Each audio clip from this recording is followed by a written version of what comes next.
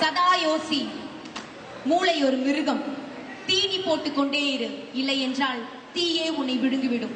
இப்படி யோசிக்காம தான் நம்ம தமிழர்கள் அப்படிங்கிறதையும் மறந்து நம்மளுடைய மூளை மழுங்கி போய் ஒவ்வொருத்தரும் நம்மளுடைய சொந்த அடையாளத்தை தொலைச்சு சுய நாட்டிலேயே அகதியா வாழ்ந்துகிட்டு இருக்கோம்.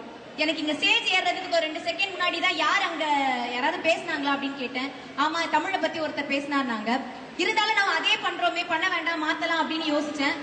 ஆனா நான் ப்ரிப்பேர் பண்ணிட்டு வந்தது இதுதான். தமிழர்கள் அப்படிங்கிறது நம்ம ஒவ்வொருத்தருக்கும் இருக்கிற அடையாளம். அதை என்னைக்கு தொலைச்சோமோ அன்னைக்கே நம்ம அகதிகளா மாறிட்டோம்.